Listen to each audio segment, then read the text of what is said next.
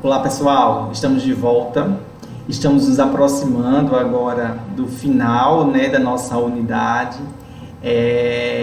Um dos pontos que eu acho mais interessante na fisioterapia respiratória é discutir, é falar um pouquinho sobre a reabilitação pulmonar, porque na verdade ela aglutina vários procedimentos distintos em uma mesma linha de tratamento, vamos falar assim. Então a gente olha para o paciente de modo completo, de verdade. A gente aprendeu tudo até agora e chega um momento da reabilitação pulmonar que a gente vai olhar para esse paciente e vai colocar ali à disposição dele todos os procedimentos, técnicas, recursos, tudo aquilo que a gente tem à disposição a favor desse nosso paciente, tá? Essa nossa aula é dividida em duas partes. Nessa primeira parte, eu vou contextualizar para vocês, trazer um pouco de informações como de fato funciona de modo tradicionalmente uma reabilitação pulmonar.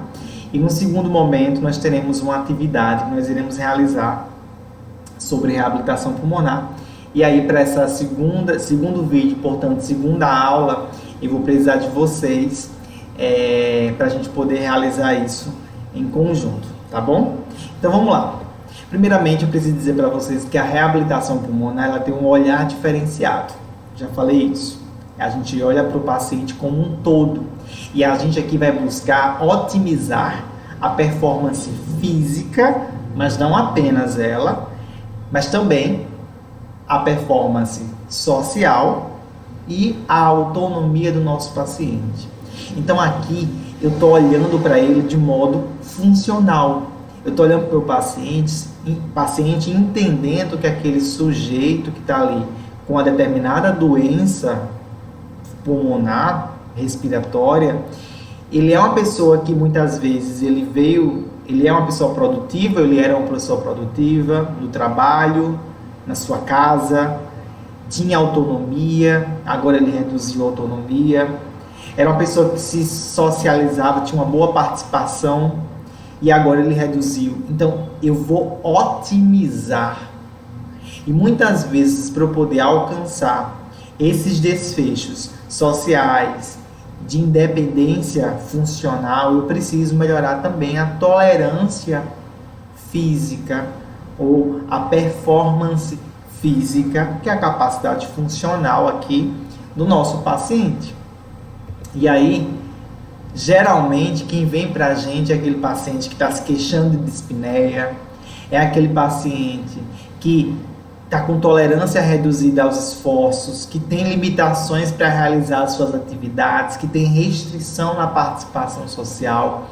É aquele paciente que tem uma doença de base e essa doença a gente percebe que ela impacta de modo significativo, em maior ou menor grau, na situação, na vida, no contexto de vida daquela pessoa.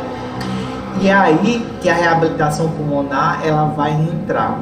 Ela não vai somente olhar por compartimentos, ela vai olhar o todo daquela pessoa e tentar trabalhar com enfoque. Aí eu vou dizer para vocês, na tolerância ao esforço, na performance física é o enfoque da reabilitação pulmonar, certo? E aí eu preciso dizer para vocês outra coisa.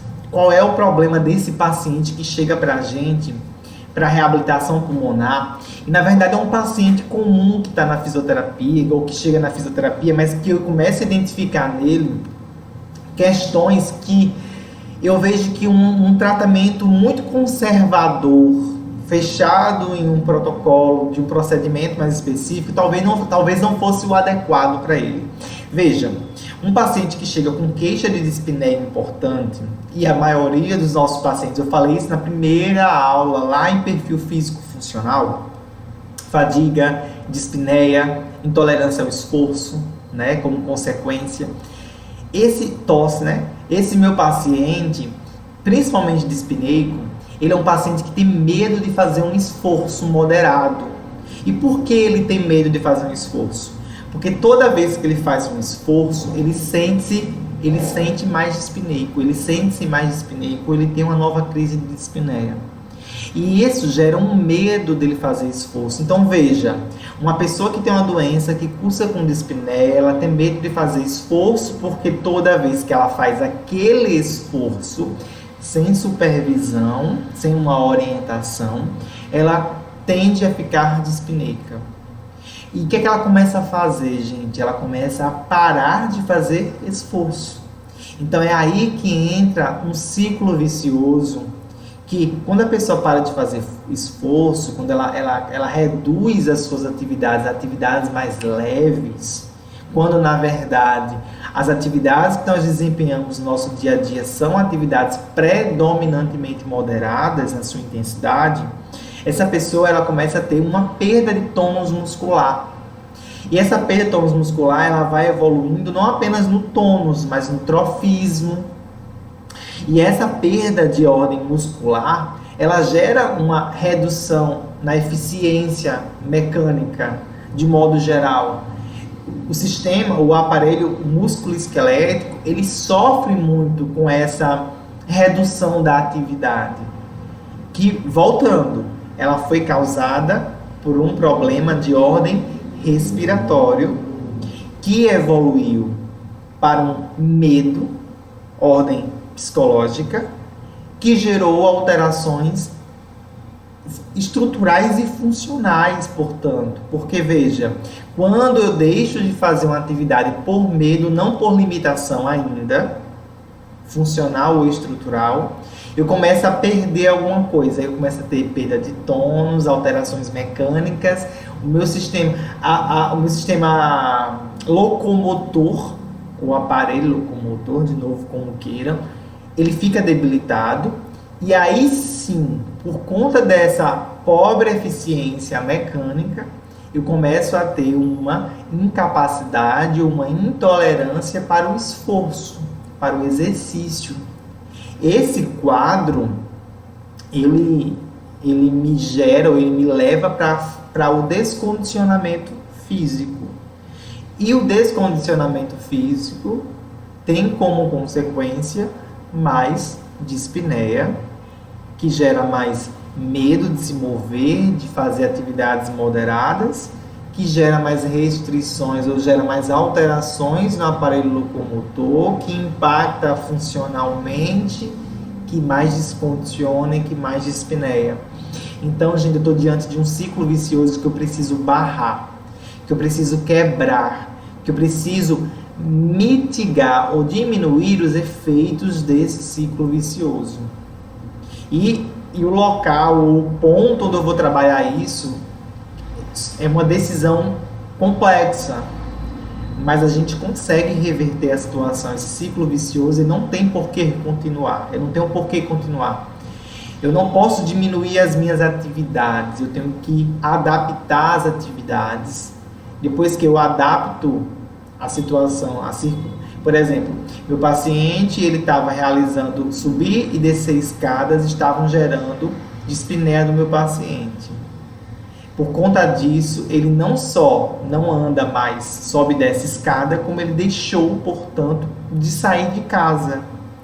Então, a perda aí não foi só na atividade focal, subir e descer escadas. A perda aí foi bem mais ampla. Porque se o paciente circulava pelo bairro, pela rua, pela calçada, ele para de circular porque ele tem medo, porque tem uma escadaria na casa dele. Então a gente precisa adaptar de algum modo essa situação para que a gente não tenha uma perda completa de algo que não seria perdido. Porque se o foco dele é uma escadaria, o que é que eu posso fazer para adaptar aquilo ali ao meu paciente? Vamos lá, eu não posso tirar a escadaria, não tenho como ter um elevador, não tenho como tirar o paciente dessa casa. Vamos adaptar corrimão, vamos adaptar a descida e a subida dele na escadaria, vamos fazer pausas, vamos usar oxigênio, vamos analisar, mas não vamos restringir o paciente dentro de casa por conta daquela limitação física, que é a escadaria, por exemplo. Então, o que é que a gente vai fazer? Eu estou dando aqui dicas de adaptações no ambiente, mas vamos lá. Ele veio para fisioterapia. Ele tem essa história de ter uma escadaria. E é a escadaria que gera toda a repercussão negativa que eu estou observando no ciclo vicioso aqui. O que é que eu vou fazer com ele na reabilitação pulmonar? Eu vou trabalhar um treino de escada. Eu vou condicionar ele da melhor maneira possível para aquela escada. Então eu vou trabalhar escada, degraus, com esse meu paciente, por exemplo. E aí, só para dar umas dicas, vou fazer os alongamentos, liberando a musculatura que está tensionada, porque ele tem uma doença crônica, ele tem muita tensão muscular. Depois eu vou trabalhar a expansão pulmonar, vou ensinar ele a respiração, padrão respiratório adequado, vou começar a fazer um degrau, vou começar a trabalhar fortalecimento muscular periférico, depois eu vou fazer um treino associando um degrau com um treino muscular respiratório, ou então eu vou fazer associando membro superior, ou então vou tirar nada de escada agora, eu vou começar fazendo marcha estacionária, depois eu coloco num jump, começo a trabalhar a superfície instável, depois, gente, eu estou criando uma série de possibilidades para poder contornar aquilo que o meu paciente apontou na sua queixa como sendo o principal. Lembra do fator moderador? Aqui é dispneia o fator moderador. No que ela está limitando nessa história que eu acabei de contar? Ela está limitando na locomoção. Como é que eu vou interferir nisso agora? Vou ter que investigar a história. Vou ter que entender a queixa. O que é que ele queixa, além da dispneia? Em que contexto a dispneia aparece que é limitante? Na escadaria. Quantos degraus tem essa escada? Como é que o senhor ou a senhora sobe e desce essa escada? Com que frequência isso acontece? Qual a importância de sair de casa para a senhora ou para o senhor? E aí eu começo a desenvolver, gente, uma série de linhas de pensamento para decisão clínica sobre o caso do meu paciente. E isso aqui tudo, eu estou falando assim, de modo geral, é basicamente a reabilitação pulmonar. Eu enxergar além. Eu ver o paciente, de novo, qual é o foco principal, eu vou dizer assim, o foco inicial, não principal, é trabalhar em cima de performance física, visando um bem-estar social e autonomia. Então, eu começo da parte de capacidade física, porque o descondicionamento, o descondicionamento ele faz parte. Então, eu vou trabalhar isso aqui, minimizar a dispneia, aí ele vai começar a perder o medo, já vou melhorando o tônus, a eficiência muscular, ela vem com a consequência de melhorias de trofismo e tônus muscular. Então, gente, é esse trabalho que a gente vai fazer na reabilitação pulmonar e que eu gostaria que vocês tivessem isso muito claro na mente de vocês, para entender essa situação, captar isso da melhor maneira possível, para que a gente consiga, então, fazer o melhor para o nosso paciente, sem decorar, o melhor para a situação do paciente, tá? Então, vamos seguindo. Os objetivos gerais nós temos reduzir os sintomas, impedir a progressão da doença. É óbvio que quando eu falo impedir a progressão, quando eu estou falando da doença crônica, eu estou falando muito mais de impedir ou minimizar as repercussões negativas dessa doença. Então, progressão de doença nem sempre está relacionada, quando eu digo que vou impedir isso, não é no sentido de, às vezes, a condição pulmonar, a estrutura, a função vai se alterar porque a doença ela vai evoluindo. Mas eu vou tentar, na medida do possível, minimizar a progressão ou a interferência na capacidade física funcional daquela pessoa, tá? Aumentar a tolerância e o desempenho nos exercícios. Evitar complicações, isso aqui é muito importante, porque eu não quero que meu paciente vá para o hospital, eu quero que ele fique mais tempo em casa. E quando eu falo não quero que ele vá para o hospital, não é no sentido de ser irresponsável a ponto de dizer, olha, não vá para o hospital se precisar. Não, é evitar crises mesmo. A gente consegue fazer isso com a reabilitação pulmonar, tá? No caso da asma, por exemplo, é incrível. E na própria DPOC também, tá? Melhorar a qualidade de vida, reduzir a mortalidade e instruir o paciente familiar. Existe aqui uma palavrinha-chave muito importante que eu devo falar no decorrer dessa aula, mas já vou me antecipando, que é a questão da família como base, como fundamento, como suporte para um bom tratamento, para um bom resultado terapêutico do nosso paciente. Ele não pode estar sozinho, ele tem que estar com a família. A reabilitação pulmonar, eu estou falando aqui no sentido da fisioterapia, mas vocês vão ver que vai ter outros profissionais envolvidos. E cada um desses profissionais, eles podem não compartilhar do mesmo espaço, mas eles compartilham do mesmo paciente. Então, o ideal é que a gente tenha uma comunicação interprofissional, que eu me comunique com o médico, que eu me comunique com o nutricionista e com a psicóloga, com o psicólogo do meu paciente, para que a gente consiga, então, nessa interação, fazer o melhor para ele. E a família, ela tem que estar envolvida nisso, porque quando eu tenho uma família junto, eu consigo um benefício muito maior, porque ela ajuda na recuperação, ela ajuda na reabilitação do nosso paciente, tá? Reduzir sintomas, aqui são os pontos mais importantes. Então, de modo geral, quais são as indicações? Paciente dispneico, de repouso ou durante exercício. Lembrando, paciente dispneico em repouso é um paciente grave, né? Porque o paciente está aqui parado, movimenta qualquer coisinha aqui, está dispneico, é um paciente grave. E eu já tive pacientes assim na reabilitação pulmonar e eu fico impressionado. Eu sei dos efeitos, eu sei da ciência, eu leio sobre aquilo, eu estudo há anos reabilitação pulmonar, mas toda vez que entra um paciente que eu vejo que ele tem uma condição mais debilitada, mais grave, e que eu vejo a recuperação ali em 3 semanas, 4 semanas, nossa, é incrível, eu fico impressionado como a gente consegue melhorar a situação do paciente. E ele vai empolgando-se, gente. A cabeça dele muda. Aquele medo de exercitar muda completamente. O paciente chega recatado no primeiro dia, dá poucos passinhos, fica dispneico, fica com oxigênio.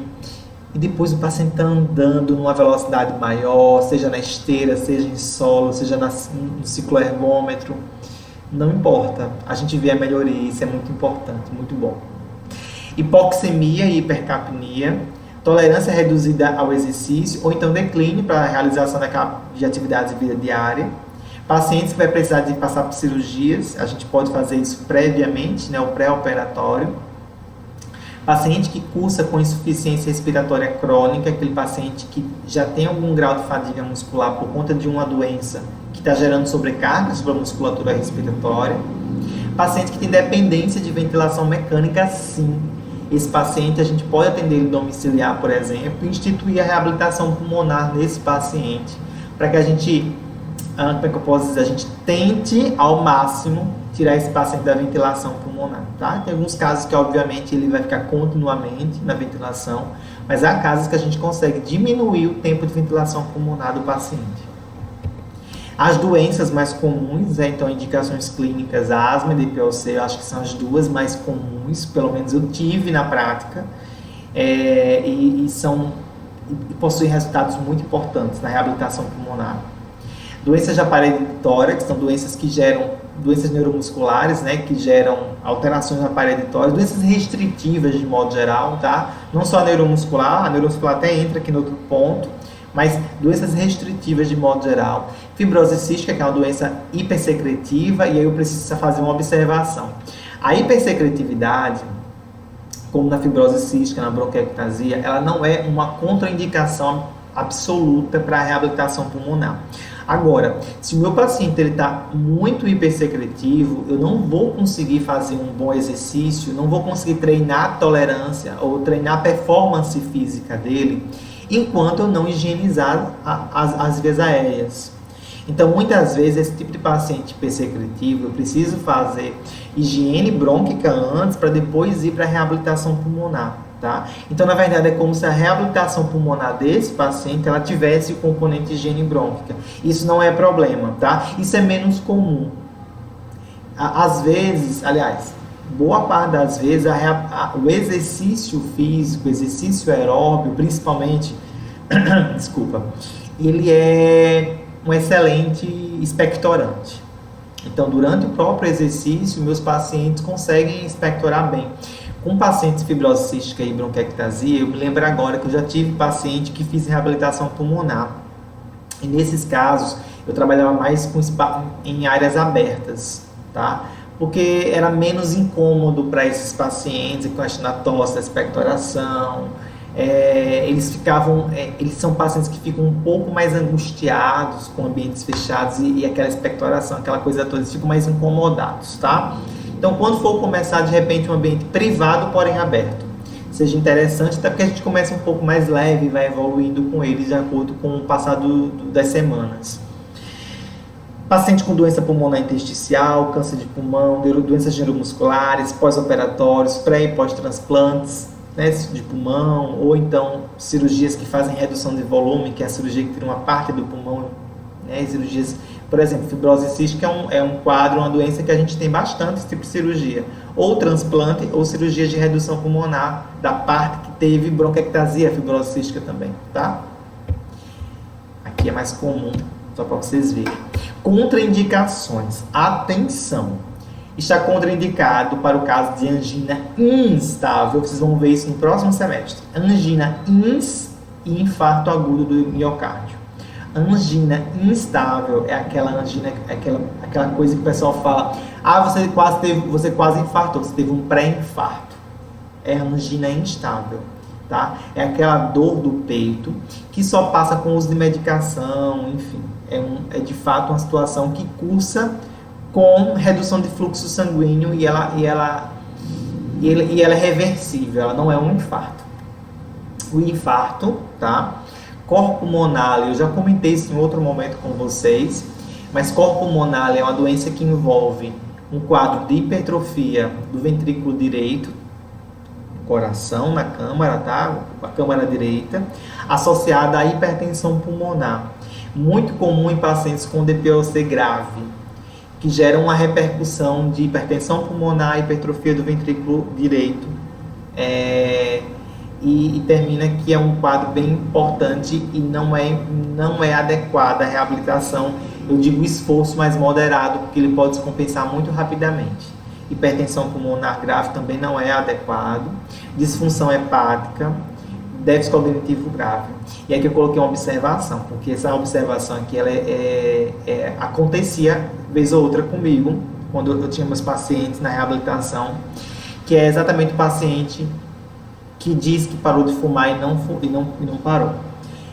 Quando eu descubro que meu paciente ele é ainda fumante, eu preciso deixar claro para ele que ele só continua se ele parar de fumar. Então, às vezes ele não consegue parar, eu parei, ou às vezes ele desiste e continua fumando. Então, qual é a nossa conversa? Nossa conversa eu vou deixar você entrar, vou deixar você continuar conosco, fazer conosco a reabilitação, mas eu quero que você entre aqui no trabalho nossa, acabei de esquecer, de cessação do fumo, um programa de cessação do fumo. E aí o paciente inicia esse programa, esse tratamento, em vários tratamentos, e ele vai ter que parar de fumar daqui para metade da reabilitação. Se eu perceber que o paciente não parou, isso aí pelo histórico da família me contando, eu faço umas inspeções do paciente. Se eu perceber que continua com isso, fumando, aí o paciente ele vai ser alertado, né? Avisado, opa, se na próxima tiver assim, a gente vai parar. E aí eu paro, tá? Dou uma chegada nele forte, passo uma real e a gente vai ter até um jeito, mas a gente não pode continuar com ele fumando e fazendo a reabilitação. Mesmo melhorando e piorando ao mesmo tempo. Bagunça tudo. Quais são os benefícios gerais, então, da reabilitação pulmonar? Melhora a qualidade de vida, reduz a ansiedade, depressão. Nossa, quando eu trabalho... Minhas reabilitações pulmonares, quando eu fazia, geralmente eram em grupos pequenos, 3 a 4 pessoas. E era muito bom, porque melhora a autoestima, eles se relacionam, eles ficam menos ansiosos, e isso é muito interessante, o bem-estar mental que a reabilitação faz, sabe? E eles verem que há outras pessoas que têm condições similares, é muito interessante. Agora, uma coisa eu queria já chamar a atenção para vocês desde já com relação a isso, provavelmente eu vou comentar depois, mas eu já estou antecipando, é que quando a gente for parear grupos, aliás, quando for montar grupos, tentar parear os pacientes. O que é isso? Uma vez eu tive um paciente que tinha 90 e pouquinhos anos. Ele era... Meus pacientes todos eram idosos, mas ele era o mais idoso, destoava. O segundo mais velho tinha 70. Então ele destoava do grupo. E as atividades de agilidade, de flexibilidade, mas agilidade, força, atividades que envolvessem mais velocidade, coordenação, equilíbrio, ele perdia. E ele ficou assim muito chateado quando ele viu os outros fazendo, ele começou a ficar meio down, meio para baixo. Então na hora eu saquei, poxa vida, o problema é que ele só podia ir naquele horário. Mas aí o que é que eu fiz? Eu tirei ele do grupo e fiz ele individual. Então meio que eu organizei ele individualmente, e uma atividade ou outra, como por exemplo, atividade que era sentado, atividade que era, nem me lembro mais, acho que a gente fazia uma esteira em grupo, sabe? Uma coisa do tipo assim, bem simples, nada que tivesse um circuito eu fazia com ele, porque ele atrasava os outros, virava uma pressão ali. Mas atividades que ele podia fazer sozinho, meio que ali, sem ter interferência, a gente começou a fazer, e depois fazer as outras coisas mais individualmente. Além de, voltamos, benefícios. Melhora a tolerância ao esforço, reduz a dispneia e melhora também as habilidades para as atividades cotidianas. Então, qual é a estrutura que eu preciso ter para a reabilitação pulmonar? Vale dizer que essa estrutura é uma estrutura padrão ambulatorial, tá? Hoje em dia tem artigo mostrando a possibilidade de adaptar, principalmente em época de Covid, adaptar para ambiente doméstico, fazendo por videoconferência. Tem uma série de trabalhos sobre isso, mas assim, eu vou trazer para vocês o tradicional, o convencional da reabilitação pulmonar, tá bom? Primeira, equipe. Geralmente a equipe ela é formada, o fisioterapeuta ele encabeça a equipe, né? Tem um fisioterapeuta, um médico, e ali muitas vezes entra o pessoal da nutrição e da psicologia, bem mais comum do que os demais. O pessoal da educação física, eles também entram, mas eles entram no final da reabilitação, em fases mais avançadas de reabilitação, quando a gente já tem uma liberação da atividade supervisionada. Esse paciente ele pode ir para um outro profissional, pode ir para o educador físico. Nem sempre isso é indicado, porque às vezes o paciente ele, de fato ele não tem um prognóstico bom de futuro, então a gente fica sempre com receio de incrementar. Se a gente tem uma parceria boa com o pessoal, com o personal, né? Principalmente, não é só um educador físico de uma academia, um instrutor. Aqui o ideal é um personal trainer. Se eu tenho conhecimento que a pessoa lá está alinhada, que ele sabe trabalhar aquela população específica, aquele perfil, né? Aí a gente pode dar um jeito, tá? Mas muito cuidado, tá? Quais são os recursos que eu preciso para montar a estrutura? A equipe, tá? Então, como eu falei para vocês lá no começo, nem sempre eu tenho essa equipe, todo mundo no mesmo espaço. Às vezes eu estou sozinho, fisioterapeuta. Mas aí eu tenho que ter a minha equipe supervisando o espaço, dependendo do tamanho, né? Tem tudo isso. Mas eu geralmente tenho uma rede de comunicação com outros profissionais, tá? Então não necessariamente eu tenho que ter todo mundo dentro do serviço. Tem que ter boa acessibilidade. E quando eu falo acessibilidade, é acessibilidade de rampas, acessibilidade para a questão física, mas é acessibilidade para o hospital, é acessibilidade para reanimação cardiopulmonar, para uma emergência também, tá? Esteira, bicicleta estacionária, assim, pode ter uma ou outra, mas a gente tem pacientes que preferem uma ou outra. Tem pacientes que gostam mais da bicicleta do que a esteira, porque a esteira eles ficam inseguros. Então a bicicleta eu acho que é muito mais interessante para começar. Só que a bicicleta ela tem limitação, a esteira ela pode ajudar em outras coisas. A esteira talvez seja mais funcional do que a bicicleta, tá? Aparelho de musculação, principalmente trabalhando quadríceps, membros superiores, os halteres, tá? Acho que são os equipamentos de musculação mais importantes que a gente pode ter, porque é fundamental ter esse preparo muscular periférico. Oxigênio, tem que ter um cilindro de O2 disponível o tempo inteiro.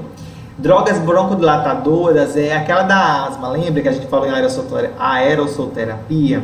Então, ali é o seguinte, meu paciente traz a dele, então, para ele não ficar esquecendo a droga, tem vezes que ele esquece de trazer a bombinha. Então, às vezes, eu combino com o paciente, ó, você tem a sua e você traz uma pra gente, pra deixar aqui guardadinha no armário. Então, eu já deixo lá reservadinho o espaço dele, para as drogas broncodilatadoras, para medicação de nebulização, se for necessário, a gente já deixa, certo?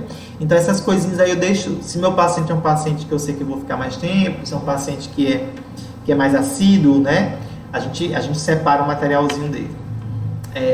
Oxímetro de pulso, para ver saturação, equipamento de ressuscitação. Isso aqui não é rotina, mas isso aqui deveria ter, tá? Deveria ter certeza. Rotina padronizada para emergência.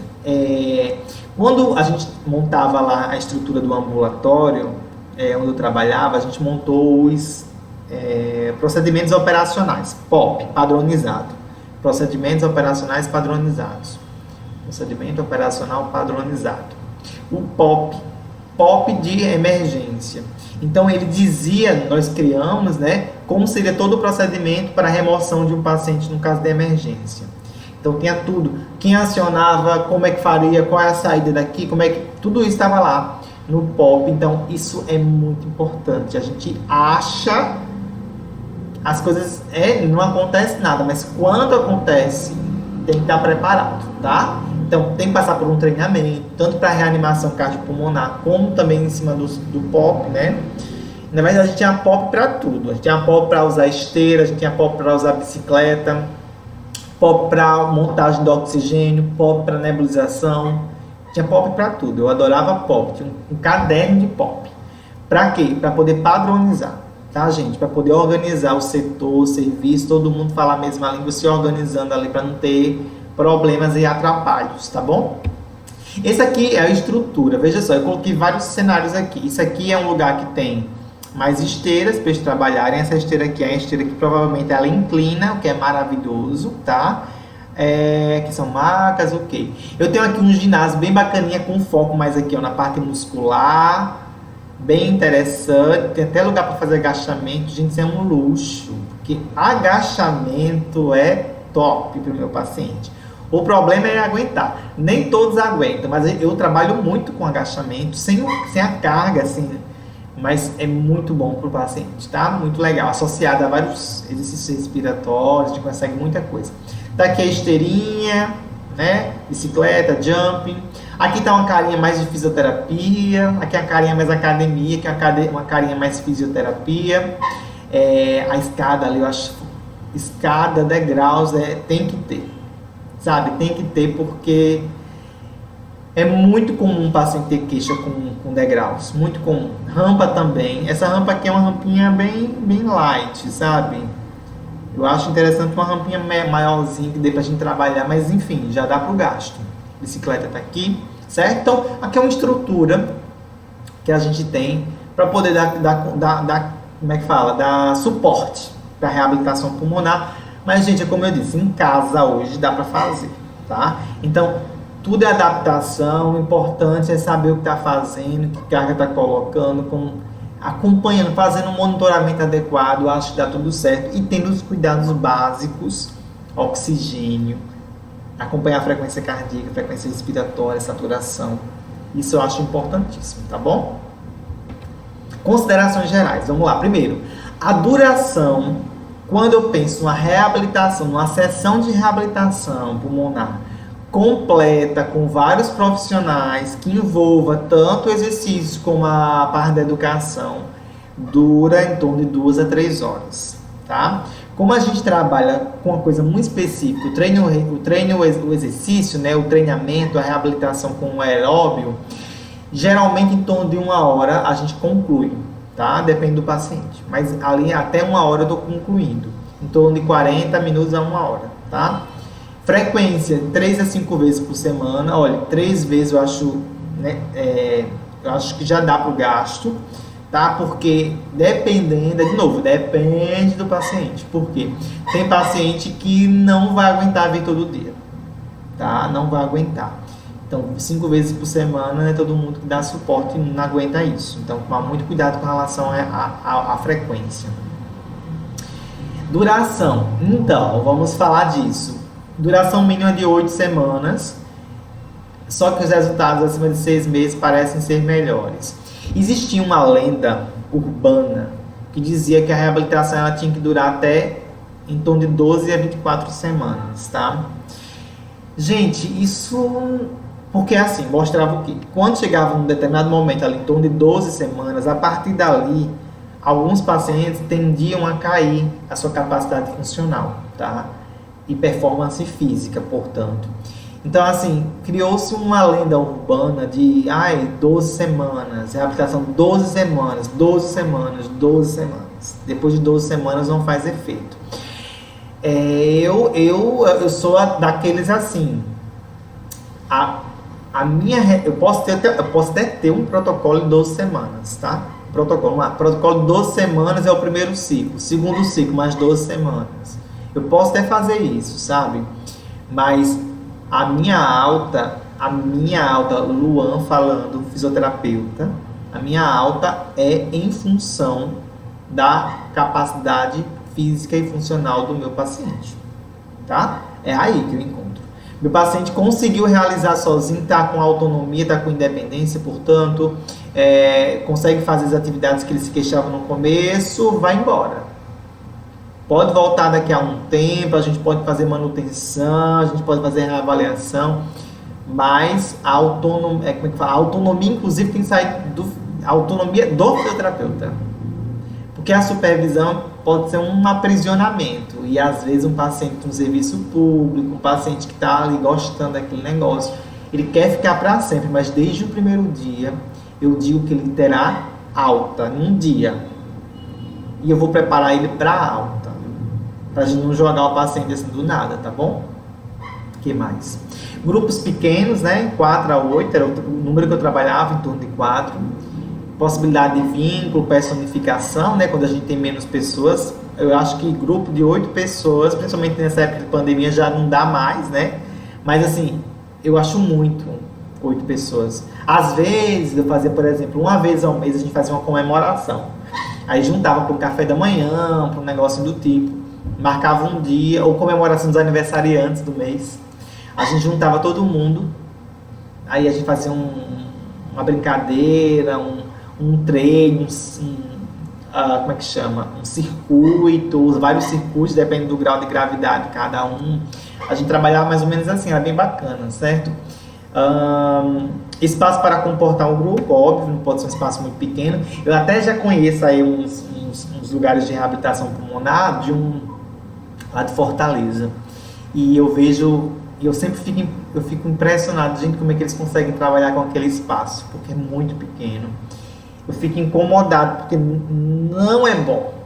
Não é bom. A gente precisa ter espaço, porque o paciente tem que ter espaço para trabalhar, para mobilidade, para treinar, para ter dinamismo, para ter velocidade, sabe? Tem que ter espaço. Então isso aqui é um problema que nem sempre a gente tem, sabe? Então, mas fiquem atentos a isso. Reabilitação pulmonar em pacientes que estão internados ou podem estar tanto internados no hospital como pacientes ambulatoriais, como são os nossos.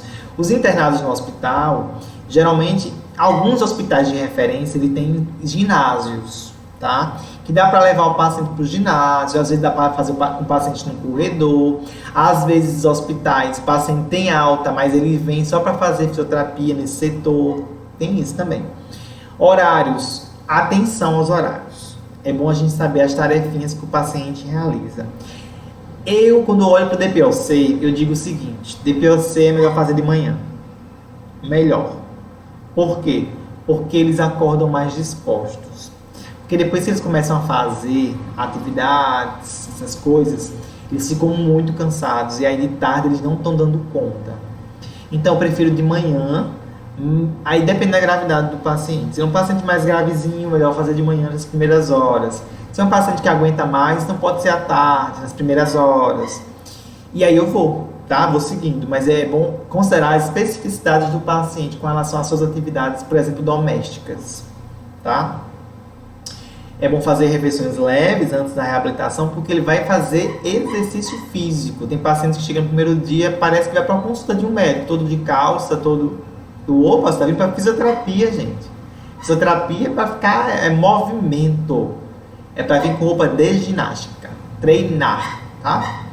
Vestimenta adequada. Beleza? Componentes do programa. O que é que compõe ou do que é que se compõe um programa de reabilitação? Eu vou trazer os tópicos gerais. E aí a gente vai pensando depois nas particularidades, vai lendo uma coisinha aqui, uma coisinha ali, a gente vai adicionando em cima disso aqui, tá? Avaliação do paciente, então história, exame físico, queixa, né? É importante avaliar o conhecimento, né? A capacidade funcional do paciente, verificar que tipo de atividade ele tem limitação, para poder então prescrever o exercício da melhor maneira possível. Então faça um exame físico completo, avalie a capacidade funcional. O teste de caminhada é maravilhoso para avaliar isso. A gente conseguir determinar qual o nível desse paciente, o que ele consegue fazer, qual é a queixa dele. Ele não consegue o quê? É subir lugares inclinados, é degrau, é pular, é agachar e levantar, é andar rápido, é o quê?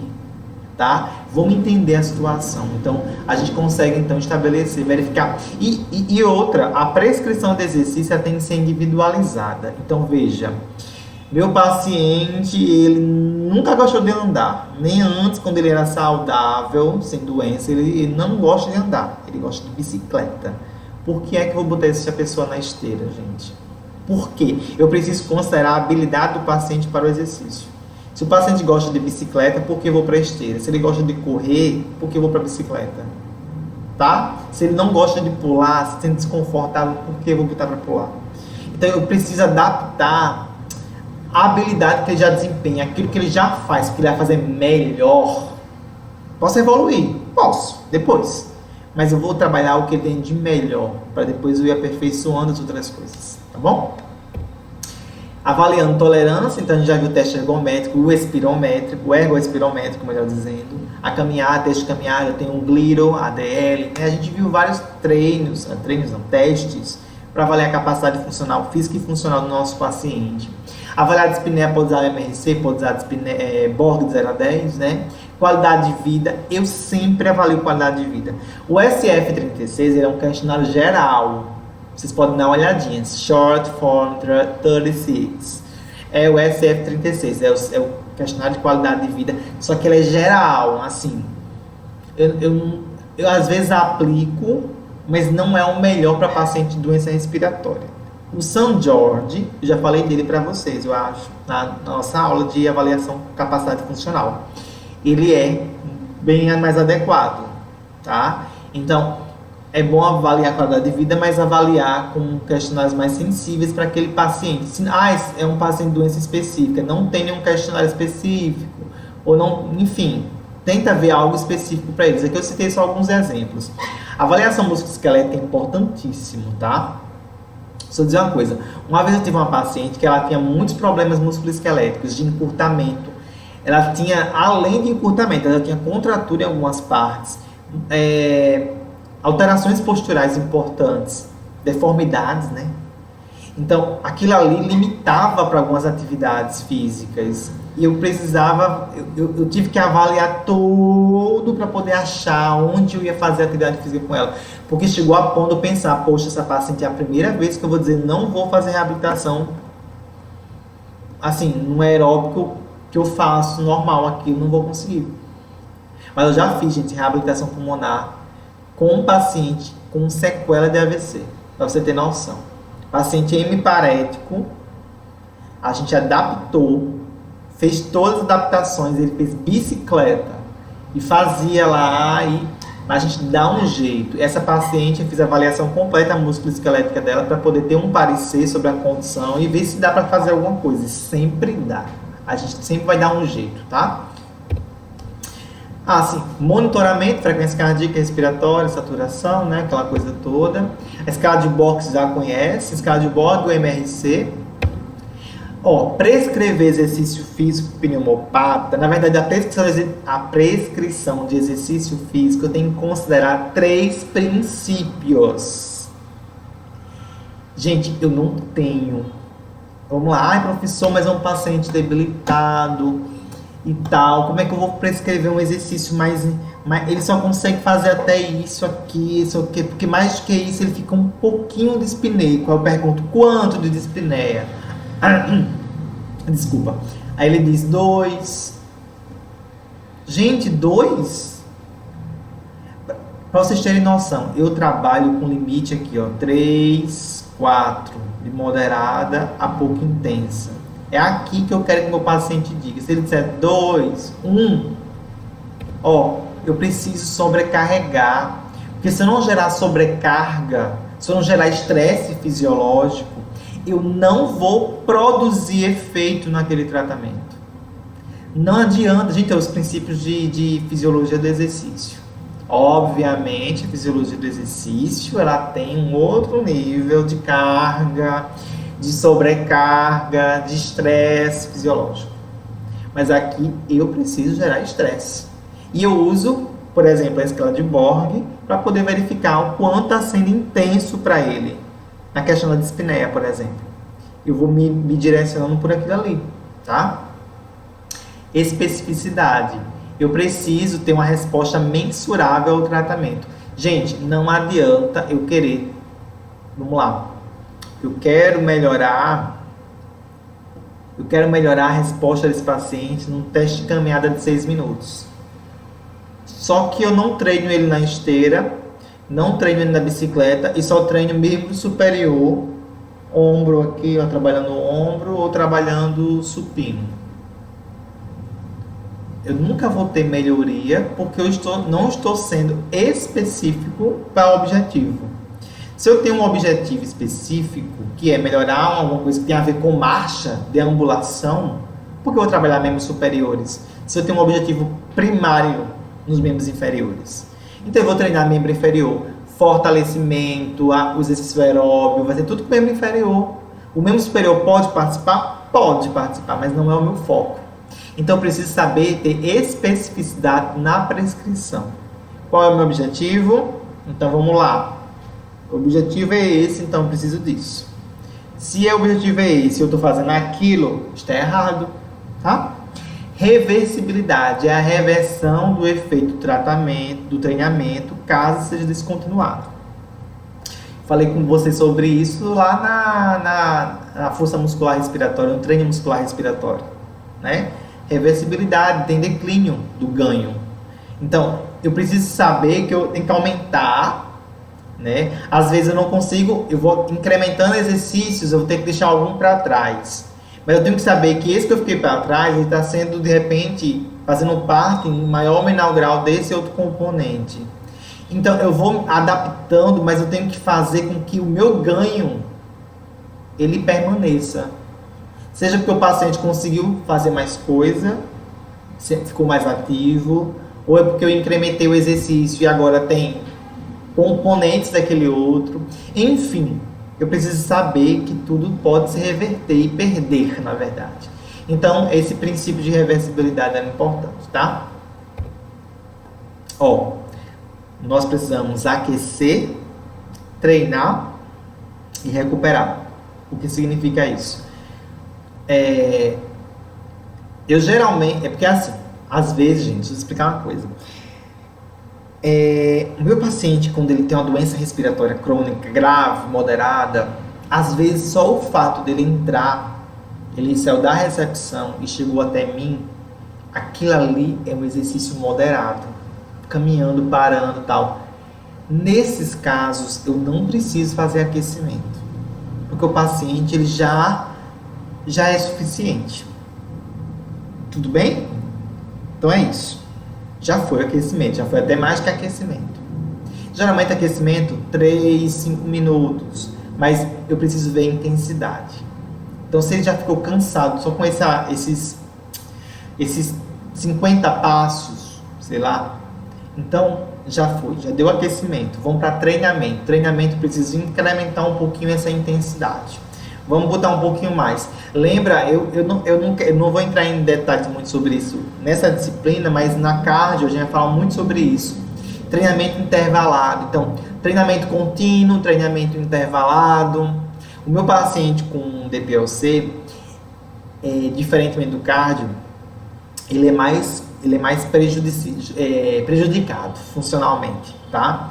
Então, quando eu faço um treinamento intervalado, lá na cardio, o treinamento intervalado ele é moderado para alta intensidade. Na respiratória, eu não consigo fazer isso porque aqui o meu treinamento intervalado é mais para o meu paciente ter uma certa recuperação. Olha que interessante. Então, eu faço um treino moderadozinho, ele satura, ele fica precisando de oxigênio, não sei o que. Aí eu paro, aí recupera, outro treino, recupera, outro treino, recupera. Mas não é de moderada intensidade, é baixa para moderada. É mais para ele conseguir evoluir. Mas eu vou dizer uma coisa para vocês. Essa minha paciente, que eu já contei essa história aqui, que chegava cansada, eu tinha que fazer, gente, ela entrava descompensada, ela caminhava e chegava descompensada, eu tinha que fazer alongamento, relaxamento da musculatura, liberava todo o grupo muscular aqui, ó, para ela ter uma respiração mais adequada. DPLC, era gravíssima, enfisematose, grave. Ela, depois de 5, 10 minutos de massagem, de liberação muscular, bem leve, só para ela relaxar. Depois que eu fazia isso, eu dizia, tá melhor, ela ficava zero dispneia. Vamos começar. Botava, acho que 40 segundos, não é nem um minuto, 40 segundos ela parava. Bicicleta, tá? O que eu comecei a pensar? Vamos fazer intervalado. Vamos lá. Sem oxigênio, 40 segundos, intervalo de 1 minuto e meio, não, foi 2 minutos com oxigênio, saturação, olhando tudo direitinho, oxigênio, tirou 40 segundos, mais tempo. Aí o que a gente foi fazendo? A gente foi aumentando o time de exercício, diminuindo o time de recuperação.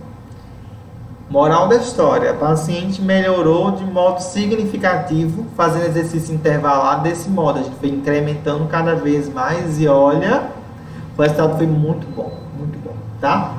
Vamos seguindo, porque eu estou conversando bastante. Treinamento tem que ser individualizado, então eu vou avaliar os testes, vou ver a resposta. Tem vários testes que já conhecem aqui, né? Para avaliar a situação individual de cada pessoa. Às vezes ele tem até um bom condicionamento, mas tem fraqueza muscular respiratória, mas tem uma fraqueza periférica, tem uma alteração postural, é muito idoso, tem desequilíbrio. E aí? Eu tenho que considerar tudo isso, então eu tenho que individualizar. Olha para o sujeito. Outra coisa, por mais que eu trabalhe com um grupo, eu não avalio um grupo. Eu chamo seu José hoje, amanhã eu chamo Dona Maria, depois seu Antônio. E eu vejo que eles estão no mesmo nível. Então vem todo mundo na quarta-feira. Certo? É assim que funciona, tá bom? Observações. Diferentemente dos meus pacientes cardio, na fisioterapia respiratória, meus pneumopatas, pacientes só com doença respiratória, eu não vou pegar pela frequência cardíaca. Por quê? A gente faz, gente, lá na cardio,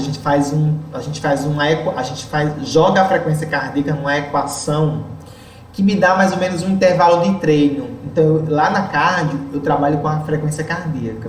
Na respiratória não dá, eu trabalho com quem? Com a escala de Borg. Tá? Então, ó, se eu estou trabalhando com exercício de 20 a 30 minutos, que é um exercício mais intenso, mais assim, continuado, eu vou trabalhar com manter Borg 2 a 3. Lembra? Deixa eu voltar. Aqui, ó. 2 a 3, porque eu vou trabalhar mais tempo. Mas se eu vou trabalhar com menos de 20 minutos, que é a maior parte das vezes que eu falei para vocês, né? Menos de 20 minutos, eu botei ele de 4 a 6. Quem é 4 a 6 é o intenso, pouco intenso, né? Já começa a ficar mais pesado. Então, gente, eu quase sempre trabalhei com menos de 20 minutos com os pacientes começando. Então, a gente começa com essa Borg mais alta um pouquinho e depois a gente vai trabalhando com relação ao tempo. Saturação, atenção. Ai, professor, meu paciente está saturando 92, 93, 91, 90. A partir de 90, ou seja, 90 para baixo, eu vou administrar oxigênio, vou suplementar O2. Lembra da suplementação de O2? Oxigênio terapia. Qual é o modo, professor, que eu vou ofertar? Através de quê? Catéter, máscara, máscara de Venturi, o que é que eu vou fazer? Vocês é que decidem. Qual é o meio que eu vou ter melhor mobilidade, o paciente fica menos incomodado, qual é o meio? Aí você vai ter que ver isso com ele. Qual o meio que garanta a melhor saturação para o meu paciente? Então tem que analisar tudo isso, tá? Eu geralmente boto um catéter tipo óculos, né? Catéter nasal, fica ali ó, de boa, o paciente tá lá movimentando sem problemas, tá? Já é suficiente. Quando fica mais intenso, o paciente está muito desconfortável, aí vai na máscara de Venturi, tá? Lembra da máscara de Venturi, né? Saturou abaixo de 88, interrompe o exercício. Eu tenho um cuidado, certo? Eu tenho alguns cuidados. Vamos lá. O paciente está com oxigênio, está baixando, está indo abaixo, está 89, está baixando, 88. Eu já paro na hora. Porque se o paciente com oxigênio está saturando esses níveis, o negócio não está legal, tá? Então eu sou cauteloso, principalmente quando não conheço o paciente, tá? Gente, uma vez, acabei de lembrar, tivemos uma paciente que ela tinha como é que chama? Uma escoliose idiopática. Ela nasceu, congênita, né? Ela nasceu com aquela escoliose intensa. Um dos pulmões dela tinha uma restrição muito grande. E aí foi o primeiro dia. E esse caso aí é um caso que estava com estagiários, tá? E começaram a fazer os exercícios com essa paciente. E esqueceram de ficar observando a saturação. Tipo assim, o que eles faziam? De tempo em tempo, dava o oxímetro no dedo. E aí, quando eu cheguei, eu toquei na paciente, ela estava gelada. Eu falei, você está muito cansada? Ela... Quando eu botei o oxímetro, a mulher estava fazendo 76. Eu, meu Deus, vamos lá, para imediatamente, senta aqui, oxigena e vamos recuperar e etc. Então, muito cuidado, o oxímetro tem que ficar no dedo continuadamente, tá? Para ficar acompanhando a saturação de oxigênio do paciente, tá certo? Muito cuidado. Treinamento aeróbico. O que é que a gente faz? Aquece, desaquece, como eu falei para vocês, o aquecimento ele varia, até 5 minutos já é suficiente, até menos do que isso, tá? Nossos pacientes já aquecem porque já são mais, né, descondicionados, aquela coisa toda. O treino em si, ele, no normal, um paciente já adaptado é de 20 a 30 minutos. E eu não quero falar exatamente continuadamente. A gente tem continuado e descontinuado, intervalado, né? Então, esses 20 a 30 minutos, às vezes é o tempo total. Fiquem atentos a isso, tá? Intensidade pode ser moderada a leve.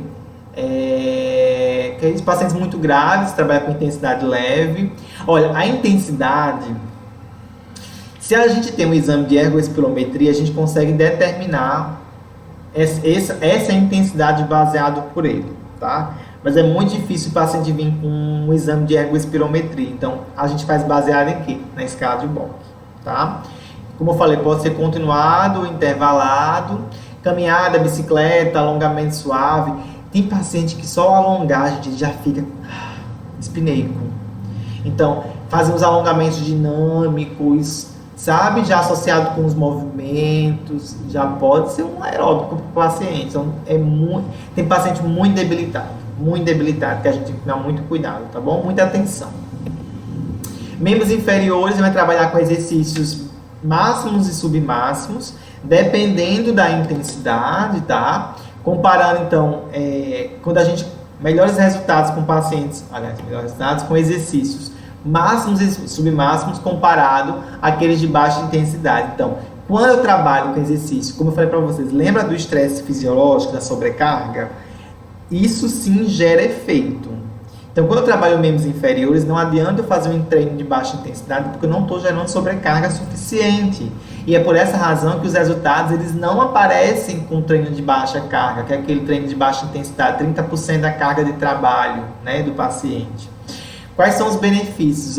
Nós temos benefícios variados, a depender da atividade que a gente realiza. Então, qual é a atividade que o meu paciente ele sente, ele queixa mais? É subir e descer escada? Então, trem de degrau, membros inferiores. É bicicleta? É pular? Então, a gente vai ter que trabalhar de acordo com a necessidade do paciente. Quanto mais específico for, melhor o nosso resultado, tá? Assim, nesse sentido, na queixa, tá? Do paciente. Com relação ao envolvimento dos músculos respiratórios nas AVDs, o que é que eu posso dizer? Os membros inferiores, eles não são os principais músculos para as AVDs. As principais AVDs a gente usa os membros superiores, né? E os membros superiores, eles geram maior problema, o maior, como é que eu posso dizer, descompensação no paciente para realizar as AVDs. Os membros inferiores são mais importantes para a questão de locomoção.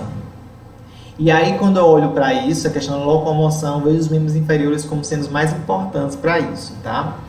Cuidado com o assincronismo entre tórax e abdômen, principalmente os pacientes de DPOC. Estou fazendo exercício de membro inferior, eu começo a observar que na ins e na ex eu observo uma alteração desse padrão ventilatório. Isso aí é uma chamada assincronismo, ele está assincrônico, não está seguindo os movimentos respiratórios tal como deveria. Ins, ex, está indo um compartimento para cima, outro para baixo, tá? Isso aí é um sinal de desconforto respiratório. E nesse caso é importante que eu pare o exercício e deixe o paciente descansar, oferte oxigênio se for necessário, mas deixe ele descansar, fazer um padrão respiratório adequado até ele ter a melhora do quadro. Talvez tenha sido a intensidade, talvez tenha sido a descoordenação entre a respiração com o exercício, tá? Mas fique atento à questão do assincronismo, tá bom? Olha, uma dica, paciente DPOC, quando ele fica hiperinsuflado, quando ele fica muito cansado, ele quase sempre faz a sincronia, tá? Quase sempre. Então, eu vou ter que ficar sempre de olho nele, quando ele fica cansado, ele fica... e começa a fazer movimentos assincrônicos. Dá o tempo dele, faz o relaxamento da musculatura acessória, oferta O2 se for assim necessário e ele vai dar uma melhorada, tá bom? O que mais? Aqui são alguns exemplos de membros inferiores, ó, bicicleta, dancinha, eu acho maravilhoso. Eu não gosto de fazer um protocolo igual todos os dias, né? Eu acho importante que o paciente ele experimente exercícios diferentes. Agora, lembra, um exercício, eles podem ter mesmo nível, mas eles podem ter categorias diferentes também, de níveis de intensidade, né? E de necessidades. Às vezes a gente quer mudar demais, só que a gente às vezes pode não estar atento que o exercício que eu quero fazer necessita antes dele outro. Para um grupo muscular específico, eu nunca treinei. Vamos lá, aqui dançando, essa senhorinha. Para fazer isso, você tem que ter equilíbrio, por exemplo. Então, se eu não tenho o equilíbrio, eu não posso fazer esse exercício do modo como está sendo feito na imagem. Então, é isso que eu estou querendo dizer para vocês. Cuidado para a gente não fazer algo, pular uma etapa, tá? Aqui vai ficando mais complexo, né? Aqui mais seguro, aqui já mais intenso. Então a gente pode trabalhar de vários modos, utilizando os cones, trabalhando exercícios alternados, jump, aqui é step, tá? Bicicleta, usando bola, enfim, criatividade, gente, criatividade, dá para fazer muita coisa. Os membros superiores, eles estão muito relacionados com a realização dos AVDs, como falei para vocês, tá? Então, qualquer fraqueza de membros superiores interfere nas AVDs e mais. Membros superiores fracos em paciente com dispneia, piora a dispneia. Se eu for fazer um esforço membro superior, então o paciente está dispneico e eu vou pedir para ele ficar fazendo exercício membro superior, ele vai ficar mais dispneico. Por quê? Porque os membros superiores, além de ser muito importantes nas AVDs, eles também são importantes como auxiliares nos movimentos respiratórios. Se a pessoa está dispneica, está usando já a energia dos músculos acessórios da respiração, eles vão precisar também da energia desses músculos membros superiores para poder manter a respiração dele adequada e eles passarem aquela crise dispneica.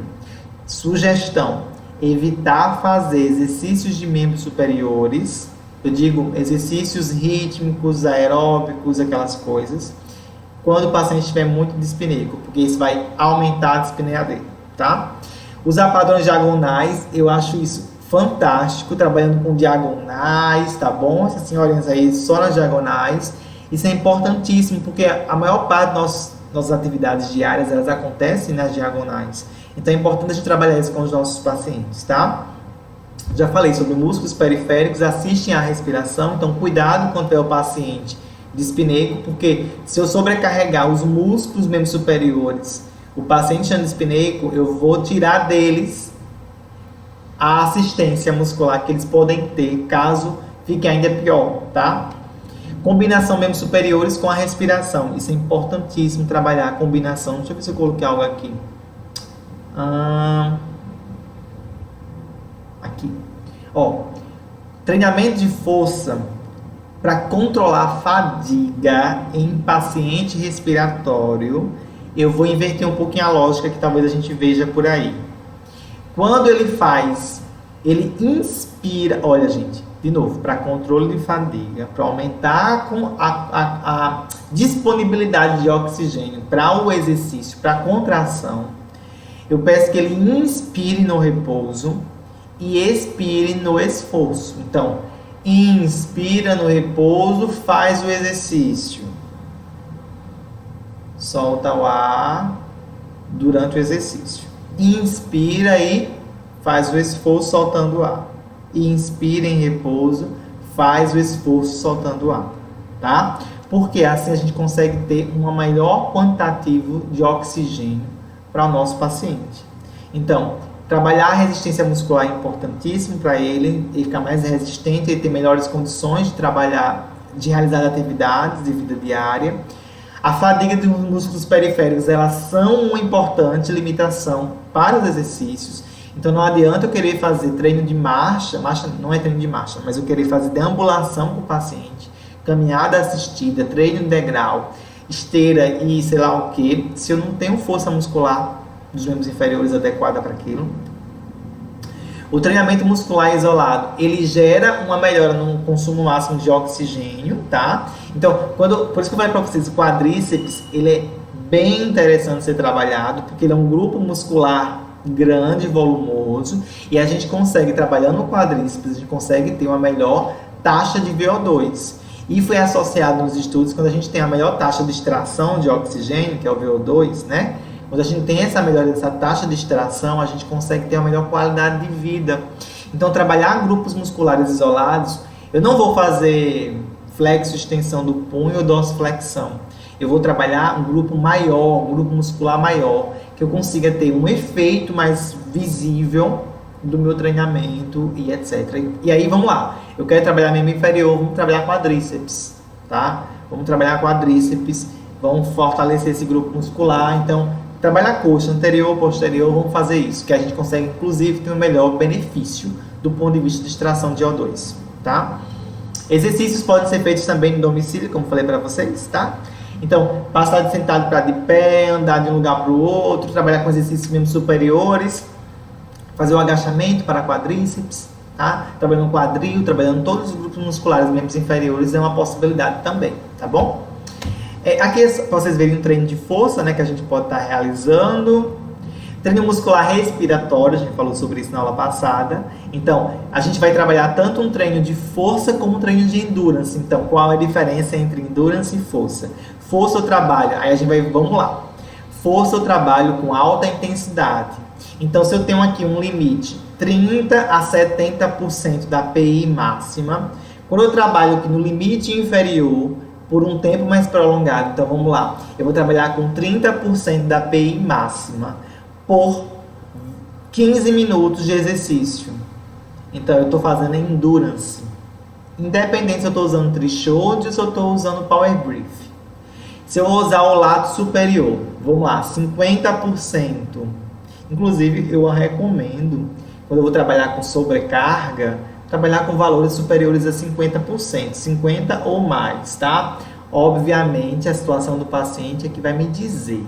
Mas se o paciente consegue fazer, mesmo que poucas séries, ele consegue fazer com 50%, eu tento. fazer o máximo que ele conseguir ali, tá bom? Força, né? 50% da PI máxima, repetições, séries e repetições.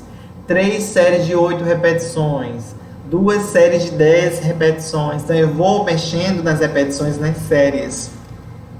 Como é que eu trabalho geralmente? Eu começo com mais séries e menos repetições, tá? E eu quero ver a resposta do paciente, treino de intensidade, trabalhando a força. Eu posso fazer tanto isolado como associado com condicionamento aeróbico, como falei para vocês, condicionamento físico. É fantástico. Eu não coloquei imagem aqui nessa aula, eu até esqueci. Mas, gente, já fiz isso com muitos pacientes. Vamos lá, de novo, degrau, subir e descer degrau, usando o tri-shoulder, usando o power brief para trabalhar endurance muscular. Eu prefiro trabalhar endurance, porque tem a carga menor associado com o treino de condicionamento, treino físico. O treino de força muscular respiratório, por ter uma carga mais alta, se o meu paciente ele está ali ainda no comecinho, aquela coisa toda, é melhor, aliás, eu sempre acho melhor fazer isolado, tá? Mas o endurance dá para fazer durante o treino aeróbio. Então, subir e descer a escada lá, porque, vamos lá, vou deixar 10 minutos. Ou então, 5 minutos. Então, vamos lá, você vai ficar subindo e descendo o degrau, 5 minutos com power brief aqui, uma determinada carga de baixa intensidade. Treino endurance. Então, vamos lá, treinando. 5 minutos, intervalo, recuperação. E aí vem uma outra série, 5 minutos. Dá para fazendo assim, intervalado, dá para fazer contínuo, 15 minutos. Sai do degrau, vem para a bicicleta, depois vem fazer agachamento, tá? Então tudo depende da situação do paciente. E ele vai ficar me dizendo a escala de Borg. A escala de Borg fica na minha mão. Ou então, geralmente eu boto geralmente não, né? Quando eu trabalhava, tinha uma escala de Borg bem grande, ficava lá fixada na parede, aponta para mim quanto, aí vai me dizendo quanto, e eu vou trabalhar naquele limiar do meu paciente, tá?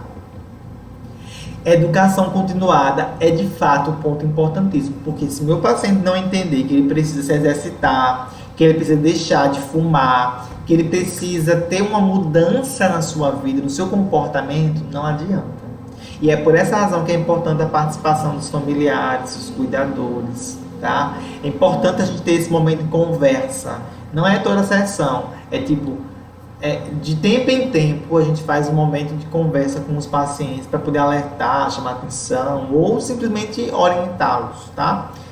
Para eles compreenderem a doença, saberem como agir, saberem de novo quais são os objetivos da reabilitação, quais os métodos e estratégias nós vamos utilizar. Tá bom? Então isso é importante. E outra coisa, isso aqui para DPOC e paciente com doenças crônicas assim, mais importantes, conservação de energia. Então, gente, é adaptar a atividade, a situação, o contexto do meu paciente a uma nova realidade. Então, eu vou, por exemplo, o banho, em vez de ele ficar se enxugando, gastando energia, a gente vai botar um roupão para ele ter menos crise de dispneia, tomar banho sentado, um banho mais superficial, ou alguém ajudar ele no banho. Na verdade, se alguém ajudar ele no banho, seria o último caso, porque lembra que eu quero dar autonomia ao paciente, né? Então, deixa ele fazer sozinho, em vez de, estou cansado, em vez de simplesmente, já na primeira reclamação do banho, eu ir lá e dizer, então, a mulher, ou a filha, ou ele, enfim, alguém vai dar banho no fulano. Aí já não é legal. O ideal é a gente adaptar até as últimas circunstâncias. Vestir-se, então, com relação cansado. Então, veste a primeira parte da calça sentado, depois veste a parte, aí se levanta, fecha, depois senta, bota a parte superior. São estratégias, tá, gente? Erguer os braços, evitar ficar erguendo os braços acima da cabeça, botar um banquinho, botar uma escada. Sustentar os cotovelos quando for descascar alguma coisa, quando for preparar a comida, quando for fazer a barba. Acho que eu tenho foto aqui, ó. Quando for calçar um sapato, amarrar uma coisa, ficar sentado. Evitar colocar coisas muito baixas ou coisas muito altas, né? Colocar na altura que dê para buscar, ou usar uma escada, um banquinho, enfim, né? Aqui, ó, fazendo a barra, por exemplo, ó, sentado, tudo visando diminuir o gasto energético durante a execução daquela tarefa, tá? Os resultados que a gente tem da reabilitação pulmonar são maravilhosos. A pessoa tem, primeiro, maior conhecimento da doença, ele reduz as manifestações clínicas, começa a ter menos dispneia, começa a ter menos queixas, menos hospitalizações, ele tem melhor aptidão física, consegue fazer melhores atividades de vida diária, fica mais autônomo, independente, ele consegue trabalhar mais tempo, melhor, retorna ao trabalho e a qualidade de vida dele também tem um benefício gigantesco, tá? Então, sem dúvida, a reabilitação pulmonar, com esse olhar amplo, com essa visão que a gente propõe aqui, é de fato um excelente meio terapêutico para o nosso paciente. Então, de modo geral, só um resumão aqui, o condicionamento geral do paciente, ele é o componente essencial dos programas de reabilitação. Então, eu preciso trabalhar o condicionamento físico do meu paciente, a performance física dele. Não existe, gente, não existe reabilitação pulmonar que não tenha exercício aeróbio. Não dá. Se for, não é reabilitação. Se não tiver, né, não é reabilitação pulmonar. É outra coisa, é fisioterapia, tá? É fisioterapia, sei lá, expansão pulmonar, é uma outra conduta, mas não é a reabilitação pulmonar. Os princípios têm que serem respeitados: sobrecarga, especificidade, reversibilidade, e eu tenho que ter sempre em mente que eu preciso monitorar o meu paciente quanto à frequência, né, do exercício, a duração de cada exercício, a intensidade com a escala de Borg, para poder saber se a prescrição está adequada para aquele indivíduo. Lembrem, a prescrição ela é individualizada, apesar de que eu posso trabalhar em grupo, e é recomendado trabalhar em grupo. Mas eu sei que com o meu paciente ali, ele vai ficar 4 minutos na esteira, que ele vai ficar, sei lá, 5, aquele outro vai ficar 6 ou 3 minutos. Se fosse ficar 8 minutos, outro fazer 20 minutos, aí já não é um grupo bom, porque não é homogêneo, né? Então, eu preciso saber que existem coisas que a gente consegue fazer em grupo, atividades, alongamento em grupo, trabalhar membros superiores em grupo, trabalhar um circuito, e depois cada um segue seu rumo, para a sua esteira, para a sua bicicleta, para o seu fortalecimento lá do quadríceps, outro vai fazer sei lá o que, tá? Então, a gente precisa se organizar. Associação do exercício sempre, membros superiores e membros inferiores, atenção somente quando eu tiver dispneia para usar o membro superior, cuidado, tá? Quando eu trabalho a associação, a gente tem melhores resultados na capacidade funcional desses pacientes, tá bom? Não se esqueçam disso. E aí, gente, eu finalizo. Deixa eu ver se tem mais alguma coisa. Ah, não, só o meu e-mail, tá? Mas aqui fica então nosso registro da nossa aula de hoje. Espero que vocês tenham gostado. Nós teremos uma próxima fala sobre reabilitação pulmonar. Essa fala aqui, como eu falei, é um primeiro vídeo introdutório. No próximo vídeo eu vou explicar mais ou menos o que a gente vai fazer, tá bom? Então, um abraço, até a próxima. Tchau, tchau.